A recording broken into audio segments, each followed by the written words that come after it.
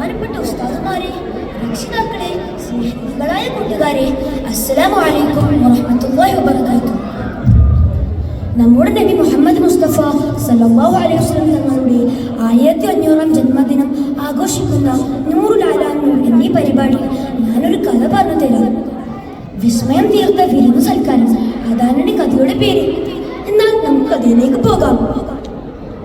വിശപ്പ്, കൊടും വിശപ്പ്, അതികഠിനമായ വിശപ്പോടുകൂടി നബി സല്ലല്ലാഹു അലൈഹി വസല്ലം തങ്ങളും സ്വഹാബത്തും യുദ്ധഭൂമിയിൽ കിടന്നു കീറുകയാണ്. ഈ രംഗം കണ്ട് ജാബിർ റളിയല്ലാഹു അൻഹു സഹിച്ചില്ല. ജാബിർ റളിയല്ലാഹു അൻഹു എന്ത് ചെയ്തെന്ന് കൂട്ടുകാരെ, വേഗം ഒരു ആട്ടിൻകുട്ടിയെയും കുറച്ച് ഗോതമ്പ് സംഘടിപ്പിച്ച് തന്റെ വീട്ടിലേക്ക് പോയി തന്റെ ഭാര്യയായ സുഹൈല ബീവിയെ വിളിച്ചു.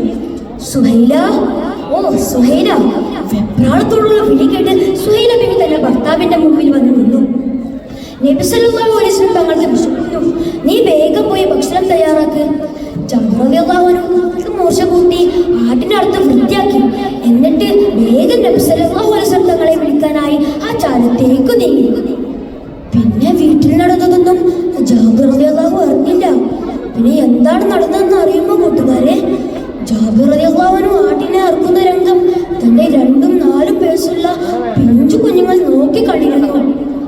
മൂത്തവൻ അനിയനോട് ചോദിച്ചു, അനിയ, ബാപ്പ ആടിനെ അറുത്തതുപോലെ ഞാൻ എന്നെ അറുക്കട്ടെ? എന്താണ് മരണമെന്നോ എന്താണ് അറവെന്നോ അറിയാത്ത പിഞ്ചു കുഞ്ഞുങ്ങളല്ലേ അവർ.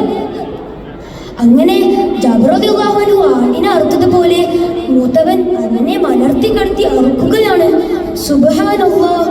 അവന്റെ പിഞ്ചു കഴുത്തിൽ നിന്ന് നക്ഷത്രപ്പൂക്കൾ പോലെ രക്തം ചാലിട്ടൊഴുകി.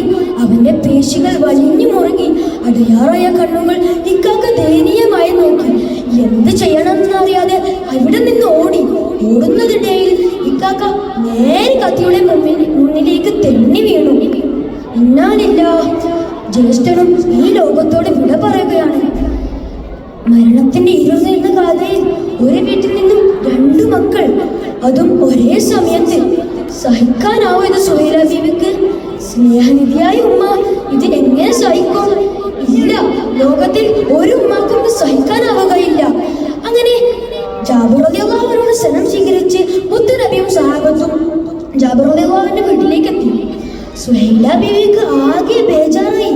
കടൽ പോലെ പ്രശുദ്ധമായിരുന്ന സുഹൈല ബീവിയുടെ മനസ്സ്. അതിലൊരു വശത്ത് നബി സല്ലല്ലാഹു അലൈഹി വസല്ലം തങ്ങളുടെ അതിരുകളില്ലാത്ത സ്നേഹം, അത് അല്പസമയത്തേക്ക് ക്ഷമ കിട്ടി. അങ്ങനെ ഓരോന്ന് ആലോചിച്ചിരിക്കുന്ന സമയത്താണ് പെട്ടെന്ന് ജാബിർ റളിയല്ലാഹു അൻഹുവിന്റെ സ്നേഹത്തോടുള്ള വിളി വീണ്ടും കേൾക്കുന്നത്. സുഹൈല, ഓ സുഹൈല! അങ്ങനെ നബി സല്ലല്ലാഹു അലൈഹി വസല്ലം തങ്ങൾ ജാബിർ റളിയല്ലാഹു അൻഹുവിന്റെ വീട്ടിലേക്ക് കയറി. സുഹൈല ബീവി നബി സല്ലല്ലാഹു അലൈഹി വസല്ലം തങ്ങൾക്ക് ഭക്ഷണം കഴിക്കാൻ എടുത്തു കൊടുക്കുകയും നബി സല്ലല്ലാഹു അലൈഹി വസല്ലം കഴിക്കാൻ ഇരിക്കുകയും ചെയ്തപ്പോഴാണ് നബി സല്ലല്ലാഹു അലൈഹി വസല്ലം അത് ചോദിക്കുന്നത്. ജാബിറെ, എന്റെ മക്കൾ എവിടെ? ജാബിർ റളിയല്ലാഹു അൻഹു സുഹൈല ബീവിയോട് ചോദിച്ചു. സുഹൈല, മക്കൾ എവിടെ? വിഷയം മാറ്റാൻ സുഹൈല ബീവി പല തരത്തിലും ശ്രമിച്ചു.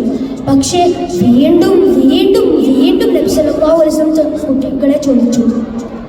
ഒടുവിൽ സങ്കടത്തോടെ സുഹൈല ബീവി റളിയല്ലാഹു അൻഹു ജാബിർ റളിയല്ലാഹു അൻഹുവിനോട് എല്ലാം പറഞ്ഞു. കണ്ണീരിൽ കുതിർന്ന ജാബിർ റളിയല്ലാഹു അൻഹു നബി സല്ലല്ലാഹു അലൈഹി വസല്ലം തങ്ങളോട് എല്ലാം തുറന്നു പറഞ്ഞു. അപ്പോൾ നബി സല്ലല്ലാഹു അലൈഹി വസല്ലം തങ്ങൾ പറഞ്ഞു, എന്നാൽ ഞാൻ തന്നെ വിളിക്കാം. ഇബ്നെ ജാബിർ, ജാബിറിന്റെ 2 മക്കളെ. അത്ഭുതം, അത്ഭുതം! അതാ ചോരയിൽ കൂർന്നിരുന്ന ആ 2 മക്കൾ അനുസരണയുള്ള മക്കളെ പോലെ നടന്നു വരുന്നു. ജാബിർ റളിയല്ലാഹു അൻഹുവിന്റെയും സുഹൈല ബീവിയുടെയും കണ്ണുകൾക്ക് അത് വിശ്വസിക്കാനായില്ല. നബി സല്ലല്ലാഹു അലൈഹി വസല്ലം തങ്ങൾ വിളിച്ചാൽ പിന്നെ വരുമല്ലോ. അങ്ങനെ വിസ്മയം തീർത്ത വിരുന്നു സൽക്കാരത്തിന് ജാബിർ റളിയല്ലാഹു അൻഹുവിന്റെ വീട് സാക്ഷിയായി. കൂട്ടുകാരെ, നബി സല്ലല്ലാഹു അലൈഹി വസല്ലം തങ്ങളോടുള്ള അതിരുകളില്ലാത്ത സ്നേഹം ഈ കഥയിലൂടെ നമുക്ക് മനസ്സിലാക്കാമല്ലോ. അല്ലാഹു തആല നമുക്ക് എല്ലാവർക്കും സുഹൈല ബീവിയുടെ ഈമാൻ നൽകുമാറാകട്ടെ എന്ന് ദുആ ചെയ്തു എൻ്റെ കഥ നിർത്തുകയാണ്. വാഖിർ ദഅവാനാ അൽഹംദുലില്ലാഹി റബ്ബിൽ ആലമീൻ. അസ്സലാമു അലൈക്കും വറഹ്മത്തുള്ളാഹി വബറകാതുഹു.